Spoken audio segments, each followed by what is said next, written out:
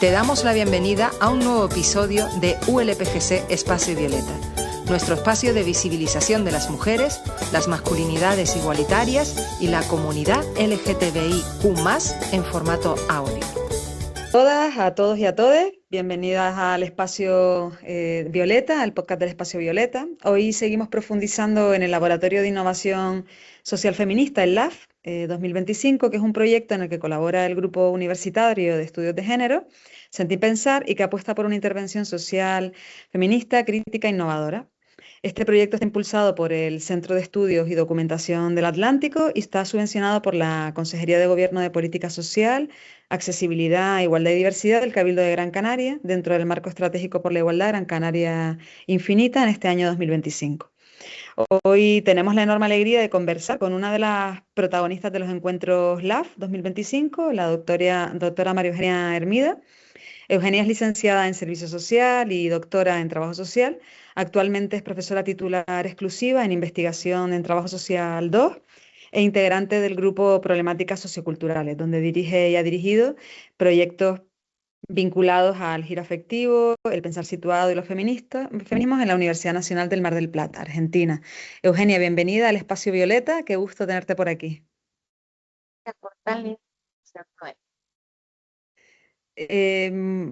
Eugenia, has acompañado de julio a noviembre una formación híbrida que son los encuentros LAF para quienes nos escuchan. ¿Cómo describirías el sentido general de este ciclo y qué buscaste transmitir en las sesiones? Bueno, la verdad que fue un proceso muy potente. Yo quedé muy movilizada porque era la primera vez que trabajaba eh, con este grupo en este país y en esta isla de este país.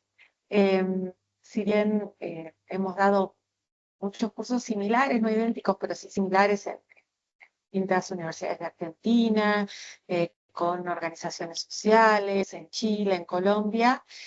Tenía mucha expectativa también por conocer cómo se piensan, se acuerpan, se trabajan los feminismos, la perspectiva de género en otras partes. Y la verdad que el encuentro fue muy fructífero porque pudimos compartir agendas, pudimos compartir lecturas, pudimos compartir biografías también. La modalidad del curso era una modalidad que combinaba discusiones teóricas, relatos de experiencias y también una mirada bastante amplia en los distintos enfoques que queríamos poner a dialogar, porque tenían que ver con tradiciones del pensar situado latinoamericano, tenían que ver con el giro afectivo, que tiene también una energía diferente, porque viene más del mundo anglo, digamos, y los feminismos de distintas latitudes, los feminismos subalternos, negros de color. Entonces, bueno, fuimos ahí tejiendo algunas discusiones. El grupo era un grupo también muy diverso en su interior, porque había personas de distintas profesiones, de distintas trayectorias, y eso, lejos de ser un problema, fue un punto de mucho enriquecimiento. El título de los encuentros es Afecto, Feminismo y Crítica en Trabajo Social. Explicabas que, bueno, que no es evidente esta alianza, ¿no? Ahora también lo que estabas contando, que no es muy evidente. ¿Podrías contarnos qué potencialidad trae traerlas juntas? Bueno, en principio impli- nos implicó como grupo de investigación mucho trabajo juntarlas, las cosas, digamos. No es algo que va de suyo. Implicó un trabajo epistemológico de revisión de los puestos que están detrás de estas perspectivas, encontrar algunas herencias comunes, algunos puntos que no son conciliables, pero nos parece que lo interesante, un poco de cruzar estas perspectivas, se juega en dos dimensiones.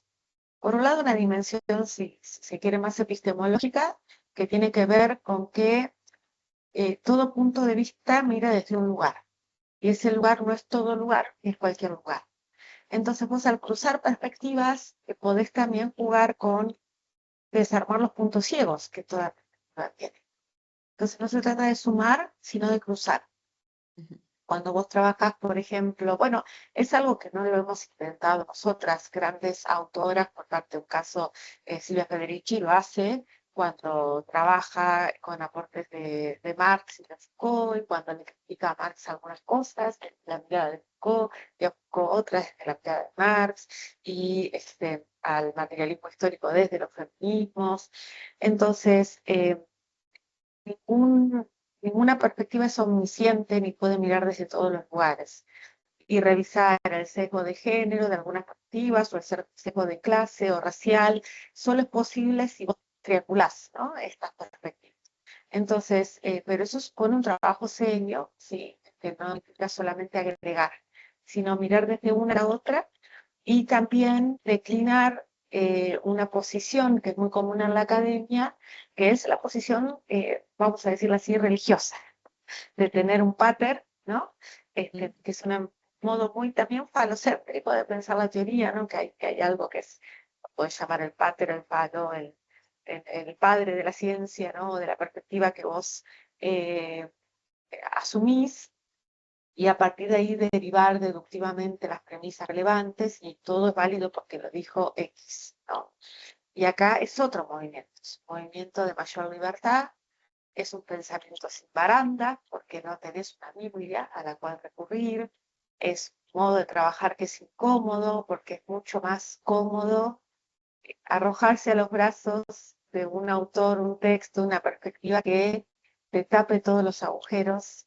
Bueno, elegimos otro camino. Y ese camino es complicado, pero es mucho más respirable. Y más allá de todo eso, esta es la segunda cuestión que quería decir, es mucho más potente en términos de transformación social.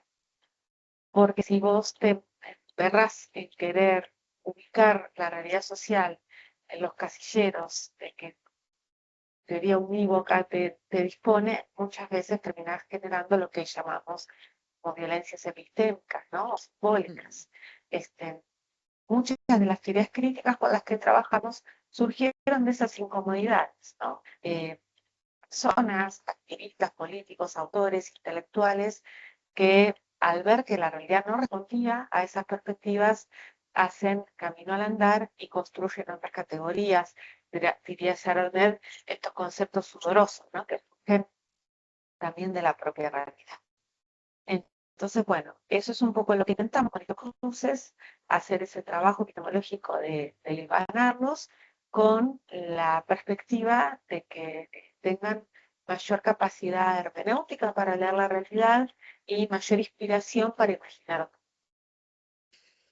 Vamos a desilvanar algunos para quienes nos escuchen puedan ir situando, ¿no?, algunas de las cuestiones centrales. Uno de los ejes más importantes es el que tiene que ver con los afectos, ¿no? Y ahí pues entra toda la cuestión de lo que se viene a llamar el giro afectivo. ¿Cómo explicarías de una manera sencilla qué es el giro afectivo y por qué es relevante para el trabajo social en la actualidad? Bueno, hay muchas maneras de definir esto que se llama el giro afectivo, ¿no? Una es la canónica, que tiene que ver con una perspectiva teórica que surge hace más o menos 20, 30 años en la Academia Angloparlante, y creo que surge de una historia muy rica. Las ciencias sociales siempre se preguntaron por las emociones y los afectos. No es novedoso eso. Lo que tal vez es novedoso son dos cosas. Una, el lugar que tienen los afectos y las emociones, que en términos teóricos no es exactamente lo mismo, pero hoy tampoco viene al caso de preciosismos académicos. Eh, pero también no solo el lugar más o menos prioritario, sino el modo como se los conceptualiza y para qué. Entonces nosotros tenemos desde Freud y la psicología de las masas y esta mirada más del siglo XIX de que las emociones eran aquello que corrompían un poco la capacidad de raciocinio de las masas, la sugestión, ¿no? Entonces ya de la emoción como algo que quizás un tanto disvalioso, disruptivo, ingobernable, peligroso para la democracia, por ejemplo. Hay corrientes que han trabajado mucho en esa perspectiva, pero ya hace unos cuantos años esa mirada en ciencias sociales ha sido cuestionada. Y yo hablo de ciencias sociales, pero también lo podríamos mirar, por ejemplo, desde el lado de la filosofía, ¿no? Y estos grandes padres, por llamarlos así, de la filosofía moderna, entre ellos Spinoza, ¿no? Que pierde la contienda contra la relevancia de Descartes o de Hume, sin embargo, está siendo cada vez más reivindicado, ¿no? Él trabajaba, es un racionalista que trabajaba los afectos, ¿no? Los afectos como los grados de potencia de los cuerpos. Entonces, ocurrió algo en la historia reciente y es que las emociones pasaron a ser un lector prioritario para comprender lo social, ¿no? Entonces, si nosotros vemos, por ejemplo, los cambios en una dimensión de nuestra vida que hoy es central, que es la virtual, ¿no? Si vemos las redes sociales y demás, vemos cómo son máquinas que comunican emociones y generan emociones, ¿no? Hay muchos trabajos hoy día, por ejemplo, que tienen que ver con cómo en la adolescencia el paso del tiempo y la construcción de vínculos se da mediada por las redes sociales eh, y también en términos no solo de expresiones emocionales, sino de problemáticas y padecimientos subjetivos que tienen que ver con la desesperación que generan que haya más o menos like o discursos de odio en las redes. Entonces, toda esa dimensión de lo afectivo explota en el plano de lo virtual, pero lo podemos ver también en la arquitectura, por ejemplo, como si nosotros vemos las casas, acá en Argentina, por ejemplo, los chalecitos de la década del 50 con sus ventanas pequeñas o los postigones de las viejas casas de fines del siglo XIX, principios del siglo XX, todo es más cerrado, ¿no? La intimidad se preserva. Y hoy día tenemos esas grandes ventanales, ¿no? No pasa a ver los edificios y puede ver la vida de la gente, ¿no? Expuesta. Entonces la dimensión de lo íntimo, la dimensión de lo afectivo, la dimensión de lo emocional toma estado público y no solo eso, que ya de por sí es muy relevante, sino que también eh, la dimensión de lo social se expresa también en la dimensión de lo político, como a partir del giro a la derecha, a nivel global, vemos en términos de política y gestión de los gobiernos, en gran medida se explica también a partir de las políticas y los discursos de odio, ¿no? Entonces, hay una captura de la emocionalidad, una captura de la indignación y de la rabia que produce la desigualdad social y que genera este capitalismo en esta fase súper extractivista, es capturado por el discurso político a partir de proyectos neofascistas, ¿no? Donde explotan la emocionalidad de la gente desde esa perspectiva. Entonces, es como que no es posible ni comprender ni intervenir a lo social sin una mirada atenta, analítica, de cómo los fenómenos de la construcción de las emociones se expresan. Y en materia también de perspectiva feminista esto es central, porque eh, cuando trabajamos, por ejemplo, enfoques que tienen puntos de contacto con el giro afectivo, como por ejemplo la teoría queer o los feminismos situados, vamos a ver cómo se construyen las emociones. Uno cree que lo afectivo es algo muy íntimo y personal, sin embargo, por ejemplo, que algo me dé asco o que algo me dé vergüenza es una expresión de un conjunto de tecnologías políticas que producen que a mí algo me dé vergüenza. Que a mí me dé vergüenza decir, no sé, que soy lesbiana, que a mí me dé vergüenza que pesar 70 kilos, 60, 80, lo que sea, ¿no? Esas emociones son producidas y también tienen, acumulan, ¿no? Para el capitalismo patriarcal, ¿no? Porque el capitalismo patriarcal nos quiere avergonzadas, nos quiere tristes, nos quiere deprimidas. Entonces, no podemos pensar la crítica sin pensar los. Ujú. Justo ahora acabas de hacer emerger otro de los nodos de los encuentros, que era la cuestión de los feminismos situados. Cuando hablamos de situado, ¿a qué haces referencia? ¿Y qué aporta esta mirada del feminismo situado tanto a la intervención social, al trabajo social y a la producción del conocimiento social?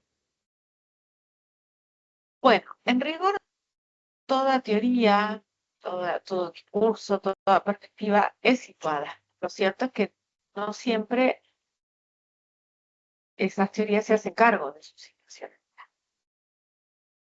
Grave problema que tenemos, que como, como la objetividad débil del positivismo, es que las teorías hegemónicas se presentan a sí mismas como universales y desterritorializadas, ¿no? Entonces, las cosas son así, y no es que son así desde esta mirada, ¿no? Entonces, en principio es un gesto, ¿cómo te puedo decir? Eh, de sinceridad, decir que las cosas surgen, ¿de dónde surgen las cosas? Digamos, ¿no? Es un criterio básico de validez científica, reponer de dónde salen esas perspectivas, qué cuerpos las gestaron, en qué contexto histórico, geográfico, político, ¿no? Entonces, por un lado, cuando hablamos de lo situado o la cuestión de la situacionalidad, estamos hablando de las coordenadas que dan origen a una serie de reflexiones, ¿no? De categorías de conceptos. Y, en segundo lugar, la necesidad de explicitar. Porque al explicitarlos, como dice Chakrabarty, yo ahí doy cuenta de los límites, pero también de la potencialidad, ¿no? De eso que surge desde ese lugar. Porque yo desde acá, por ejemplo, no puedo saber cuánto frío o calor hace allá en Canarias. No puedo, hay un montón de cosas que yo no puedo saber desde acá, desde Argentina y viceversa, ¿no? Entonces, ese es un punto. Muchas veces se confunde esta cuestión del pensar situado, sobre todo en disciplinas que tienen un fuerte componente interventivo, como puede ser el trabajo social, pero también, no sé, la medicina, la psicología, o sea, que trabajan con otros cuerpos en otros lugares. Y entonces se confunde y se piensa que el pensar situado es conocer el contexto en el que yo voy a intervenir. Y esa es una dimensión, pero no es lo mismo conocer al dedillo el territorio, la comunidad, la situación donde intervengo, que intervenir desde perspectivas teóricas que permitan un diálogo fluido y digamos, potente con ese territorio. ¿Sí? Porque yo puedo conocer muy bien y hacer un muy buen diagnóstico de la situación en la que voy a intervenir, pero si la miro desde categorías teóricas que no hice el trabajo de deconstruir el sesgo digamos, de la materialidad con la que vienen, del contexto en el que surgieron, no voy a poder intervenir. ¿Sí? Si yo, por ejemplo, estoy trabajando en el campo de la justicia con niñez y te digo cualquier concepto, trabajo en la categoría de negligencia materna, bueno, ¿dónde sale esa categoría? ¿Qué sesgo puede tener en términos androcéntricos, raciales, esa noción? Si yo estoy trabajando con niñeces y trabajo en la categoría de resiliencia, bueno, ¿qué puntos complicados tiene esa noción de resiliencia? ¿Hasta dónde me sirve para comprender y acompañar un proceso? ¿Hasta dónde naturaliza determinadas historias trágicas, ¿no? Que requerirían una denuncia más que una felicitación, ¿no? No digo con esto que estas categorías no hay que usarlas más. Lo que digo es que es interesante construirnos preguntas en torno a ellas. Entonces, lo situado tiene que ver con conocer, en principio, el contexto en que surgen las teorías, el contexto del territorio, el espacio donde yo voy a intervenir, la posibilidad de sinergia, de diálogo, de articulación entre esos dos contextos, que no tienen que ser idénticos. Acá no estamos hablando de un pensar chauvinista, sino de pensar realmente científico. Sí. Las feministas amamos la ciencia, no es que queramos alejarnos de ella, lo que queremos es transformarla para hacerla más científica aún, ¿no? Y en ese marco hay muchos criterios que se disfrazan de científicos, pero en realidad son meramente sesgos coloniales, patriarcales que arrastramos. Con esto que traías, ¿no? De que las feministas amamos profundamente la ciencia, ¿no? Que ahora mismo en el contexto social que estamos viviendo, donde hay discursos, bueno, imperan, ¿no? Discursos reaccionarios y además de que señalan las perspectivas basadas en los estudios de género, estudios feministas como perspectivas anticientíficas, ¿no? Y en este contexto que además lo que viene a traernos es pues un retroceso importante en derechos y derechos sociales. ¿Cómo podemos, desde los marcos, eh, ámbito científico, feminista, seguir interviniendo y transformando la realidad social?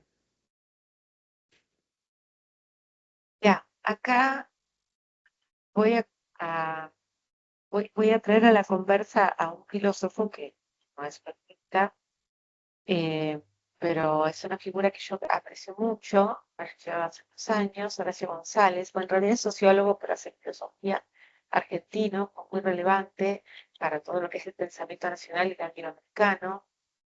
Era el compañero de Liliana Herrero, una hermosa academia, mucho a recomendar. Y él en una entrevista hablaba de la luz mortecina de la academia, ¿no? La academia, ese lugar de luz mortecina. Yo creo que los feminismos tienen una posibilidad que no sé cuántas otras tradiciones de militancia y pensamiento tienen de reinventar la academia, de, como diría el Che, pintarla de pueblo. Porque los feminismos situados son energía vital pura, ¿no? Esto como dice Catherine Walsh también, ¿no? De lo descolonial, es una energía de descontento. Surge de una energía de descontento, de un no querer y no poder soportar las cosas tal y como son, de negarse a pensar que es imposible transformar esto, ¿no? Esto del deseo postcapitalista, de Nietzsche y demás, ¿no? Una necesidad de imaginar que otro mundo es posible, y si no es posible, bueno, lo inventaremos o lo intentaremos hasta las últimas consecuencias. Entonces, ese modo de afrontar la vida y la vida común, y el presente y el pasado y el futuro, hace que en la academia pasen otras cosas, que deje de ser la mera repetición de lo mismo, ¿no? Cuando Foucault explicaba los mecanismos de control del discurso, es muy interesante cómo la academia produce una serie de mecanismos de control del discurso para que nada pase y nada cambie, ¿no? Él hablaba del comentario, bueno, ¿no? Todo el paper que lee, la hipertrofia de papers donde nos citamos unos a otros para el negocio del... Bueno, el feminismo puede imaginar y hacer, y hace. O sea, yo estoy hablando de cosas que veo, vivo y hago, con efectos, con límites, pero que hacemos. El que hace el laboratorio tiene que ver con eso, es inventar, como diría Deleuze, una lengua extranjera dentro de la propia lengua. Mm. Eso es un poco lo que puede hacer, me parece, el feminismo en la academia. Y parece así muy grandilocuente, pero se pueden cosas muy pequeñas. En desarmar micromachismos, en cuestionar el trabajo doméstico académico, en construir otras lógicas de relación entre director de tesis y artista, en revisar los criterios de selección de la bibliografía, en inventar otras formas de evaluación, en eh, usar otras superficies que puedan ser objeto de nuestras investigaciones, pensar que hay otras cosas que podemos investigar y no los 4 o 5 temas consagrados de siempre y para siempre, pensar que otros cuerpos pueden ser parte de la academia, en crear políticas de inclusión educativa positivos que sostengan. Yo me quedé muy impactada con una investigación que hicieron unos estudiantes de trabajo social de tercer año, de investigación, y uno de los proyectos tenía que ver con relevar las funciones de accesibilidad, permanencia y egreso de estudiantes, de sus propios compañeros, ¿no? De trabajo social. Y me quedé impactada con 2 cosas que las digo, me dan ganas de llorar. Una es que todas dábamos como por hecho que el gran mecanismo de expulsión tenía que ver con lo socioeconómico, y lo que salió en las encuestas es que las principales dificultades eran académicas y las segundas eran sociales. Y Ujú. eso a mí me interpeló profundamente, porque habla de que tenemos que seguir repensando y deconstruyendo los criterios de evaluación, los criterios de cursada, los criterios de enseñanza. No puede ser que los estudiantes no puedan sostenerse porque no estamos haciendo nuestro trabajo docente como corresponde, me explico a lo que voy. Y la otra cosa que también me impactó muchísimo es las estrategias para sostenerse. Una de las cosas que más salió es lo que los estudiantes llaman las facu amigas, ¿no? Amigas de la facultad, que es un tipo de vínculo que es por ahí distinto de otras amistades, que son las amigas que yo conozco la facu y que me sostienen, y cómo frente a las situaciones se construyen desde abajo estrategias de sostenimiento entre pares. Que es hermoso, pero que yo me niego a romantizarlo, porque estamos delegando a nuestras propias estudiantes que sostengan a las otras estudiantes. Entonces, con esto no quiero decir que esté mal eso, al contrario, me parece una cultura institucional hermosa. Sentémonos a aprender de eso, ¿sientes? Porque no puede ser que no aparezca a la par de eso otras cosas, como por ejemplo las estrategias no sé, desde lo institucional. Entonces, yo creo que los feminismos tienen mucho para aprender de estos modos, digamos, que en lo colectivo, lo autónomo, lo vincular se van tejiendo y teorizar sobre eso y luchar para que eso se vuelva derecho. Y no sea que solo porque yo tengo facu amigas puedo sostener, que sea que la institución va a sostener a quien sea, más allá de cuáles son las problemáticas que tenga, ¿no? Eso es lo que me parece que tiene de potente. Es muy potente lo que estás contándonos. Ya terminando, ¿qué te gustaría decirle a quienes se están formando en trabajo social o en campos afines y a veces sienten que la intervención social se vuelve en este contexto demasiado técnica, burocratizada, ¿no? ¿Qué invita, crees tú, a recuperar estos encuentros? Invito a la desobediencia y a la disciplina colectiva, sistemática e inteligente. Eh, Trabajo social, para mí la profesión más hermosa del mundo. No puedo imaginar, y te lo digo con total sinceridad, un oficio más seductor que ese, porque al menos como yo lo imagino, lo vivo con mis compañeras e intento, digamos, acuerparlo, tiene posibilidades que inmensas. Por ejemplo, es una cosa inventada por mujeres. Eso me encanta. Hay referías que dicen que no, que surgió para control social, y sin duda tiene una dimensión de eso, que la vemos, la hemos vivido, buscamos, digamos, deconstruirla, minimizarla, reinventarla.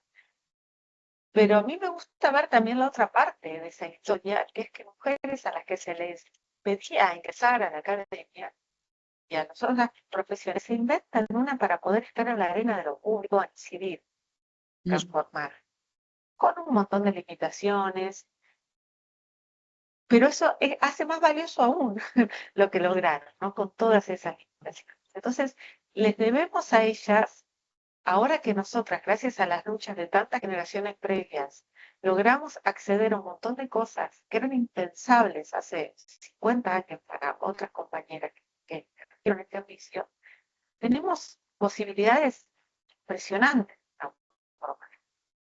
Estamos en lugares que casi ningún otro oficio está. Tenemos una formación interdisciplinaria. Tenemos un lenguaje común que nos permite interlocutar con otro montón de oficios. Porque sin ser abogadas entendemos de lo jurídico, sin ser médicas entendemos de salud, sin ser docentes o maestras entendemos de educación, sin ser geógrafas entendemos de territorio. O sea, tenemos una formación vinculada a lo que es la articulación de estrategias grupales, políticas, comunitarias, institucionales. Tenemos vocación de poder y de poder hacer, no de un poder patriarcal, el poder para dominar, el poder para el poder hacer. Queremos ser la jefa para tener un sellito, queremos ser las jefas para dar vuelta a la institución. Entonces, el que diga que trabajo social no puede hacer nada, quizás no tuvo la oportunidad de acercarse a un conjunto de discursos que muestran una forma de hacer trabajo social que puede transformar un montón. Tampoco hay recetas mágicas.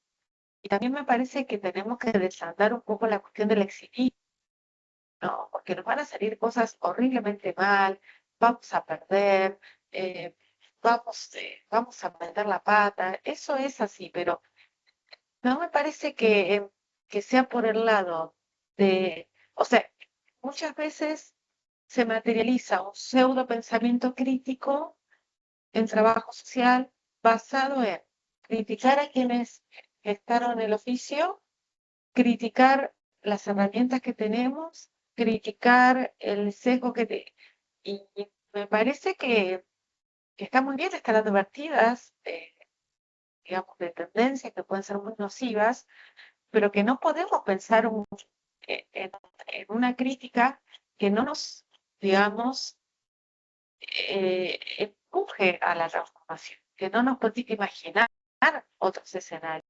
y materializar estrategias concretas para ir, aunque sea de a poquito, ¿no? Generando esas condiciones. A mí me parece que estas perspectivas, no es que yo elegí estos libros en vez de otros porque no sé qué, sino porque creo que tienen mucha potencia para renovar la caja de herramientas del trabajo social. Mm, Y a su vez que el trabajo social tiene mucha potencia para teorizar desde para y con estos enfoques.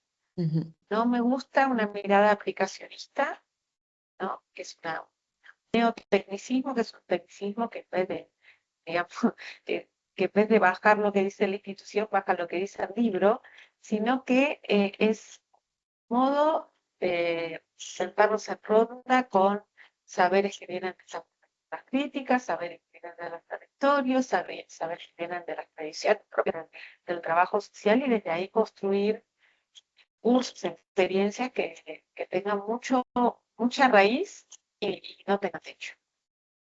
Ha sido un enorme placer escucharte, Euge, y compartir este rato contigo. Muchísimas gracias por tu generosidad, por el pensamiento que nos traes, porque nos has refrescado ideas. Yo creo que también has generado pues una comunidad compartida en torno a los encuentros LAF. Y bueno, muchísimas gracias. Ahora toca que esto que nos cuentas, que lo difundamos y que se pueda escuchar en muchos lugares. Y a quienes están escuchando esta entrevista, este podcast, les recordamos que también pueden seguir toda la programación del Laboratorio de Innovación Social Feminista, los encuentros, los talleres, los conversatorios y los podcasts en la web de la biblioteca de la ULPGC y en nuestras redes sociales, que son grupo / Sentipensar. Y si les interesan estos asuntos, les esperamos en el grupo, que pueden escribirnos por Instagram. Y nada más, nos escuchamos en el próximo episodio. Muchísimas gracias.